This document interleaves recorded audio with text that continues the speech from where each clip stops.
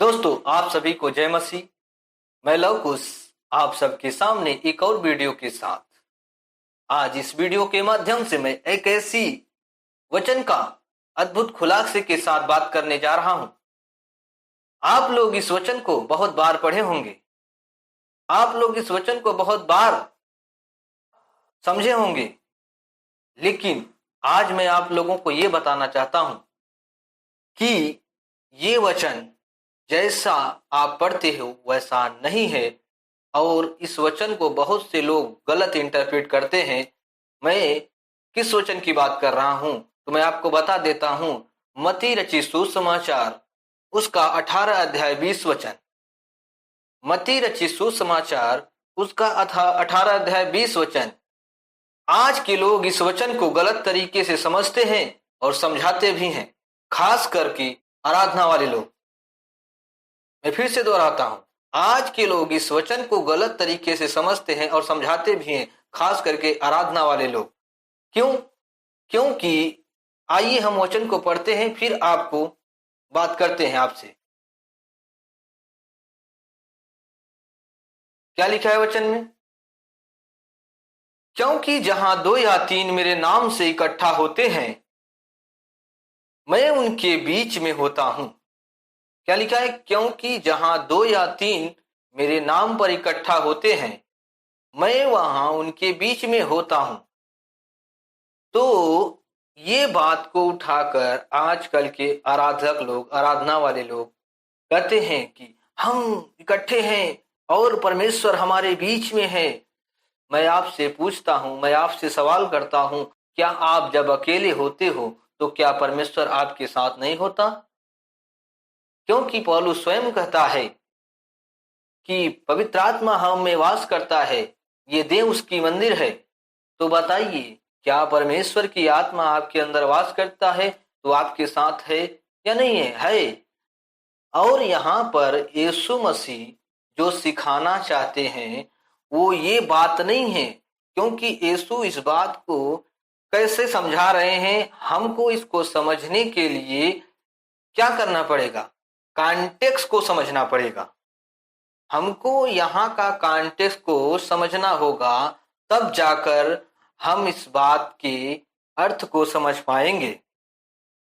यहाँ पर अगर आप 18 अध्याय पढ़ोगे एक वचन से, तो आपको यीशु मसीह स्वर्ग के राज्य के गुणों को समझाते हैं और भाईचारे के प्रति कैसा व्यवहार करना चाहिए सिखा रहे होते हैं। और फिर जब आगे बढ़ोगे तो आगे ये बात कहते हैं कि कोई होता है बोलता है कि स्वर्ग के राज्य में बड़ा कौन।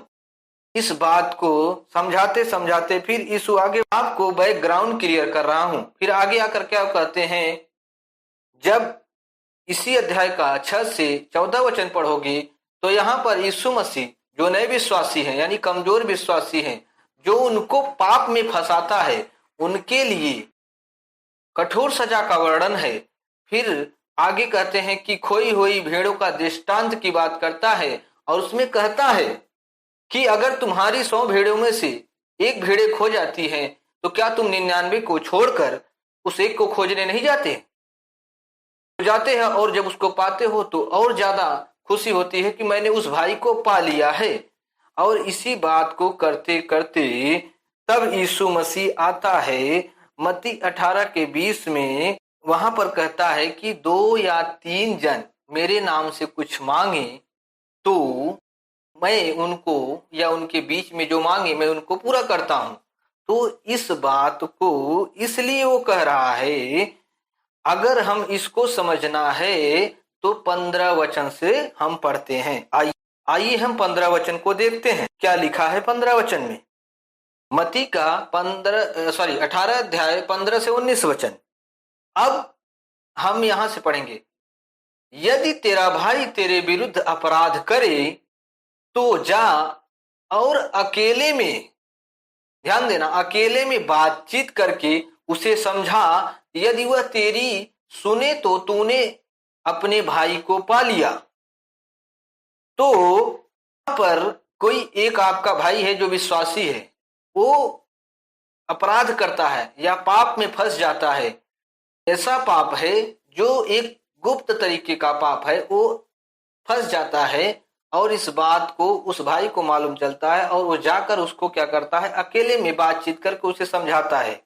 अगर वो नहीं समझता है, फिर 16 वचन में अब मैं आपको ध्यान दिलाने वाली बात यह कह रहा हूं कि यहां पर आप देखोगे, यहां लिखा है कि यदि वह न सुने तो एक या दो जन, यहां पर बात हो रही है एक या दो जन, यानी पर यहां दो गवाहों को निश्चित करना है कि उस भाई ने अपराध किया है और पहले आप अकेले समझाए थे, अब दो जन को लिवा जाकर समझा रहे हो कि भाई तूने पाप किया है, तूने अपराध किया है, तू पाप से मन फिरा और मसीह की ओर आ जा।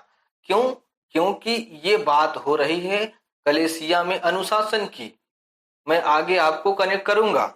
यहाँ आप दो या तीन जन या एक या दो जन की बात को याद रखना। और इसी प्रकार जब 17 वचन में हम पढ़ते हैं तो वहां लिखा है यदि वह उनकी भी न माने तो कलीसिया से कह दे।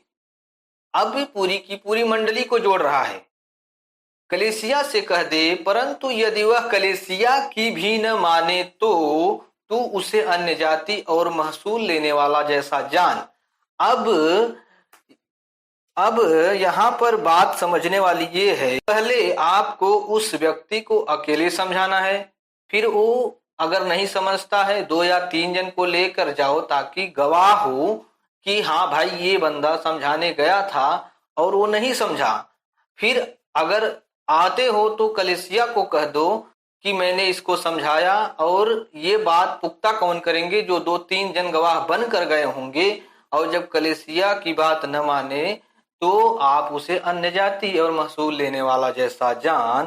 कहने का मतलब वो अविश्वासी हो चुका और वो अन्य जाति में जा मिला है, क्योंकि वो मसीह की देह से अलग हो चुका है। इसीलिए वो उस पाप में गिर चुका है और उस पाप से मन नहीं फिराना चाहता है। यहाँ पर पूरी तरीके से बात हो रही है कलीसिया में अनुशासन बनाए रखने की। क्यों? क्योंकि इसी बात को पौलुस दूसरा अध्याय अगर आप पढ़ोगे, दूसरा अध्याय पहला कुरिन्थियों दूसरा अध्याय में आप पढ़ोगे तो वहां लिखा है ऐसे ऐसे चर्चा सुनता हूं कि कोई अपने पिता की पत्नी को रखता है, जो व्यभिचार के ऊपर कॉन्सेप्ट है। तो कहने का मतलब वहां पौलुस कलीसिया को जब लिख रहा है तो पूरी की तरीके से कठोर होकर कहने का मतलब कि वो ये कह रहा है कि यहाँ पर पाप जो है आपका सार्वजनिक है। अगर आपने मन नहीं फिराया तो आप 6 वचन में जाओगे, 7 वचन में, तो आपको 5 वचन में अगर पढ़ोगे तो लिखा है कि निकाल दिए जाओगे। उसी प्रकार से यह वचन भी है कि अगर वो न माने तो आप उसे अन्य जाति समझो। अब हम बात करते हैं मत्ती 18:18 का। अब यहाँ पर लिखा है मैं तुमसे सच कहता हूं, जो कुछ तुम पृथ्वी पर बांधोगे वह स्वर्ग में बंधेगा, और जो कुछ तुम पृथ्वी पर खोलोगे वह स्वर्ग में खुलेगा। ये बात क्यों कह रहा है? क्योंकि अगर तुम पृथ्वी पर बांधोगे तो स्वर्ग में बंधेगा, यानी कि तुम अगर उसके पाप पृथ्वी पर बांधोगे, यानी कि उसके पाप अगर तुम नहीं क्षमा करोगे तो नहीं क्षमा किए जाएंगे। अगर तुम खोलोगे यानी उसके पाप को तुम क्षमा करोगे तो क्षमा किए जाएंगे। ये किसको अधिकार दिया है? 19 वचन पढ़ेंगे तो क्लियर हो जाएगा। फिर मैं तुमसे कहता हूं, तुम में से दो जन पृथ्वी पर किसी बात के लिए एक मन होकर उसे मांगे तो वह मेरे लिए पिता की ओर से जो स्वर्ग में है उनके लिए हो जाएगी। अब बात यहाँ कितना हो गया है? दो जन। यहाँ पर आप व्यवस्था विवरण का किताब पढ़ेंगे, वहां पर लिखा है कि दो जन की साक्षी होना, दो जन की गवाही होना निश्चित है। तो यहाँ दो जन जब इकट्ठा होकर उस व्यक्ति के लिए जो पाप में गिर चुका है वो मांगते हैं कि हे पिता, इनको जो पाप में गिरा है इनके क्षमा मत कर या क्षमा कर दे, तो यह नीचे से कहते हैं और वो पृथ्वी से ऊपर की यानी स्वर्ग में बच जाता है। ये उस अधिकार को जो मंडली है, कलीसिया है, उसको मिली है, क्योंकि परमेश्वर के सामर्थ्य में इस बात को कह रहा है। ऐसा नहीं है कि आप अकेले हो तो परमेश्वर आपके साथ नहीं है, आपके साथ वो है, लेकिन यहाँ दो जन की जो गवाही है, वो जो व्यक्ति अपराध कर रहा है वो उसके लिए है। अब हम बीच वचन में देखो क्या लिखा, क्योंकि जहां दो या तीन मेरे नाम पर इकट्ठा होते हैं मैं उनके बीच में होता हूं। अब समझ में आया? तो ये बीच में ये जो दो या तीन जन होते हैं, ये दो या तीन जन कहां पर हैं? आप इसको पढ़ोगे 16 पद में। मैं आपको एक बार दिखा देता हूं। 16 पद में देखिए, यदि वह न सुने तो एक या दो जन अपने साथ ले। फिर जाकर आप यहाँ पे देखोगे कलेसिया को कहा।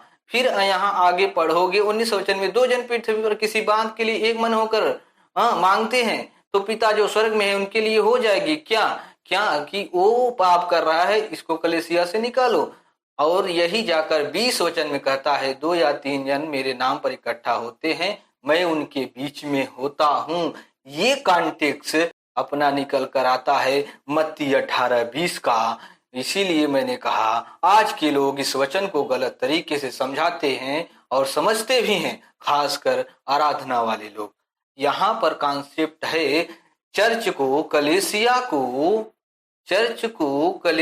को अनुशासित करना। और यही बात मैं आपको बताता हूं कहां पर, कुरिन्थियों की किताब 2 अध्याय अगर आप पढ़ोगे वहां पर लिखा है। मैं आपको एक वचन दे देता हूं। 2 अध्याय 6 वचन में लिखा है कि थोड़ा सा खमीर पूरे आटे को गूंथते गूंथते खमीर कर देता है। इसी प्रकार थोड़ा सा पाप, थोड़ा सा अपराध अगर कलीसिया में आ जाए तो पूरी की पूरी कलीसिया को बिगाड़ सकती है। इसीलिए उसके लिए आपको और चर्च को और कलीसिया को, मंडली को फैसला लेना होगा कि वो व्यक्ति इस कलीसिया में रहे कि नहीं रहे। इसीलिए वहां पर कठोर बात कही गई है कि तू उसे महसूल लेने वाला अन्य जाति समझ, उसके साथ अन्य जातियों जैसा व्यवहार कर। आशा है कि आप लोग ये वीडियो देखने के बाद समझ चुके होंगे कि मत्ती 18:20 का जो कॉन्टेक्स्ट है क्या है। और इसी तरीके से मैं आगे भी वीडियो को बनाता रहूंगा। मेरे चैनल को सब्सक्राइब करो, फॉलो करो, बेल आइकन दबाओ ताकि बहुत आप लोगों तक नोटिफिकेशन पहुंचे। और शेयर करो। सभी को जय मसीह की।